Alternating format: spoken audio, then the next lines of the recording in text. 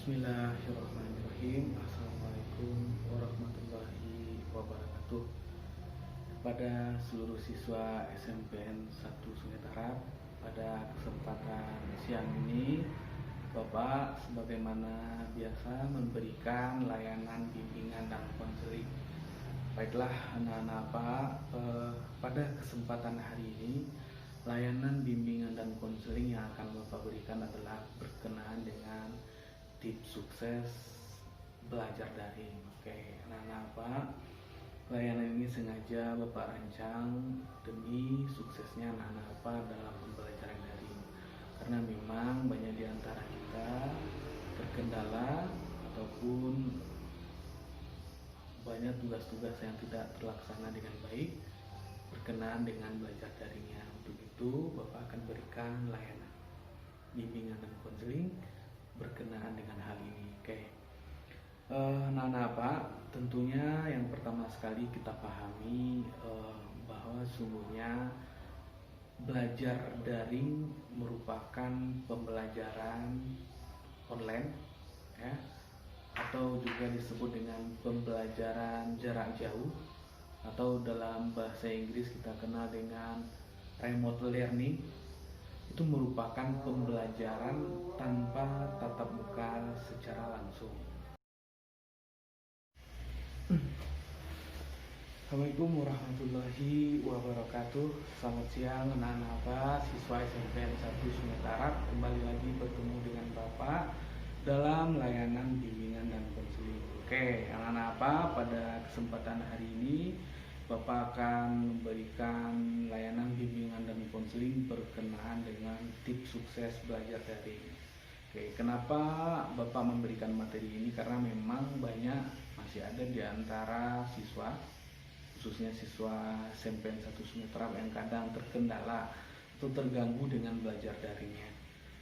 Ada yang tugasnya tidak masuk dan lain sebagainya. Oke, untuk hari ini Bapak akan memberikan tips suksesnya. Sebelum masuk pada tips sukses, Bapak akan jelaskan kembali apa itu belajar daring. Oke, belajar daring sering juga kita dengar dengan belajar online, atau juga belajar jarak jauh, atau juga dalam istilah bahasa Inggris remote learning.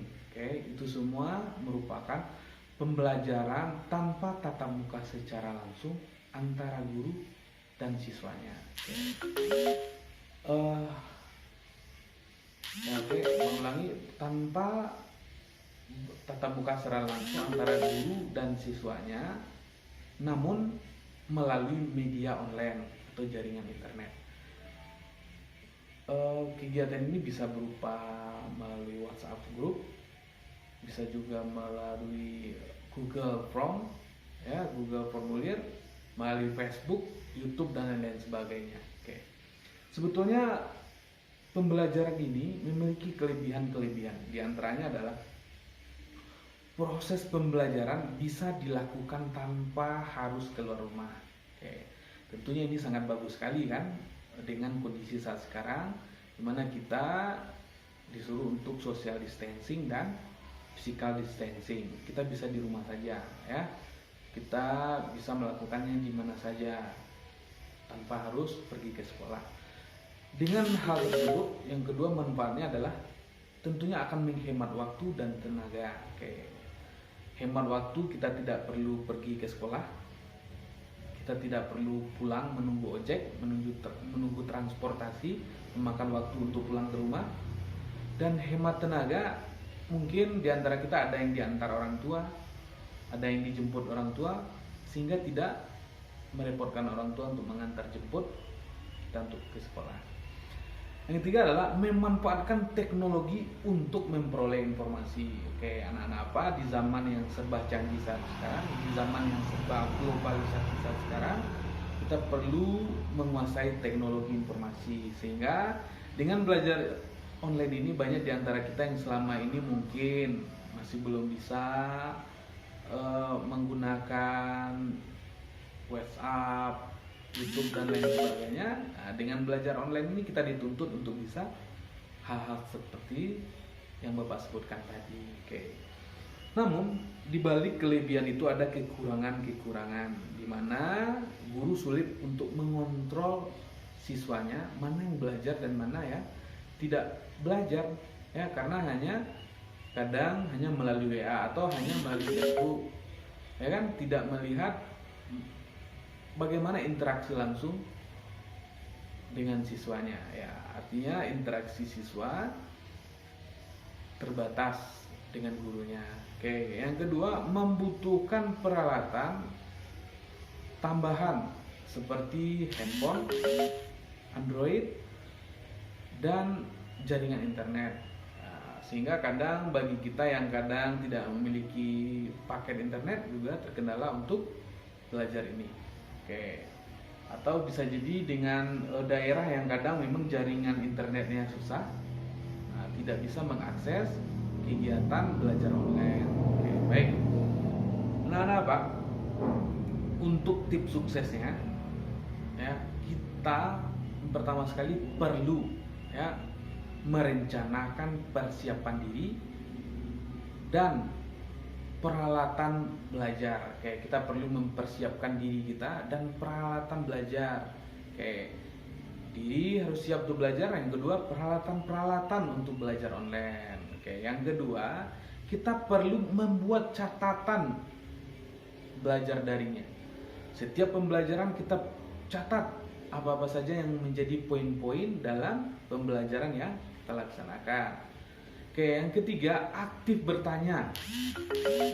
Ya, mungkin anak-anak apa kadang banyak diantara anak-anak apa tidak paham apa yang dimaksudkan atau yang diterangkan oleh gurunya, namun tidak mau bertanya. Nah, sehingga yang tidak tahu tadi akan tetap tidak tahu karena tidak mau bertanya. Oke, sebaiknya kita aktif bertanya sehingga apa yang tidak kita ketahui bisa kita dapatkan. Yang keempat adalah ikuti prosedur sesuai dengan arahan guru. Nah, ini nih, anak apa banyak yang kadang belum membaca arahan guru tapi sudah menyimpulkan. Oke. Belum lagi membaca satu persatu perintah atau arahan yang ditulis dalam soal yang diberikan, tapi sudah bertanya. Oke, artinya kita perlu membacanya dan memperhatikan arahan-arahan yang disampaikan oleh guru. Oke. Buat list tugas dan jadwal pembelajaran. Oke, artinya anak-anak apa perlu mencatat tugas-tugas yang sudah dikerjakan, tugas-tugas yang belum dikerjakan, serta daftar pelajaran setiap harinya. Hari ini atau contohnya hari Senin, misalnya belajar bahasa Indonesia dari jam 8 sampai jam setengah 10. Setelah itu belajar matematika dari jam setengah 10 sampai jam setengah 11. Kita perlu buat daftarnya. Oke, dan apa tugas yang sudah dikerjakan, apa yang belum dikerjakan. Yang keenam, kita perlu mengapresiasi diri setiap selesai mengerjakan tugas. Apa contohnya? Mungkin kita baru main game setelah mengerjakan tugas belajar online. Nah, oke. Boleh kita bermain game. Tapi kalau kita belum selesai mengerjakan tugas, kita belum boleh bermain game. Nah, itu bentuk apresiasi terhadap diri kita setelah melakukan pembelajaran. Yang kedua, kita boleh bermain setelah mengerjakan tugas, mengapresiasi. Nah, atau kita juga boleh melakukan sesuatu setelah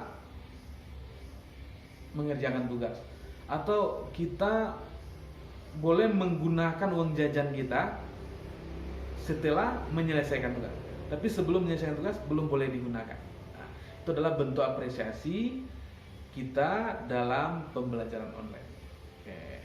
Yang ketujuh, tetap melaksanakan aktivitas sehari-hari seperti tetap bangun pagi, tetap sholat subuh, dan tetap sarapan tepat waktu sehingga kondisi fisik kita siap untuk melaksanakan pembelajaran online. Mungkin itu beberapa yang Bapak sampaikan. Untuk lebih lengkapnya silahkan perhatikan video berikut ini. Oke, terima kasih.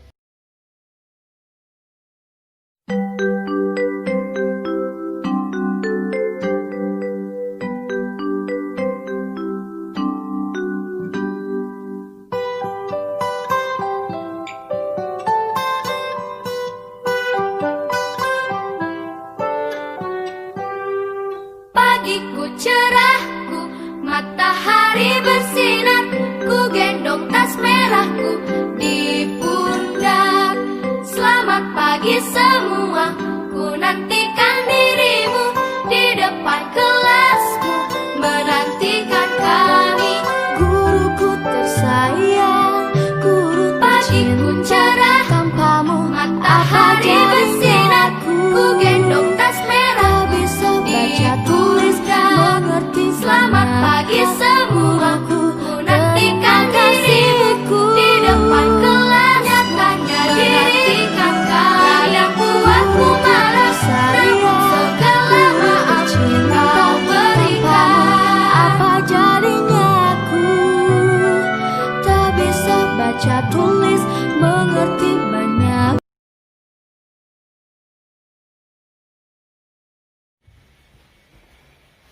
Baiklah anak-anak siswa SMPN 1 Sungai Tarap, itulah pembahasan kita berkenaan dengan tips sukses belajar daring besar harapan Bapak semua. Mudah-mudahan anak Bapak tidak terkendala dengan pembelajaran daringnya. Dan jika memang ada pertanyaan ataupun yang tidak paham dengan materi ini, silakan hubungi Bapak secara pribadi ataupun melalui WA grup. Terima kasih atas perhatiannya. Mohon maaf atas segala kekurangan. Bapak sudahi dengan Assalamualaikum warahmatullahi wabarakatuh.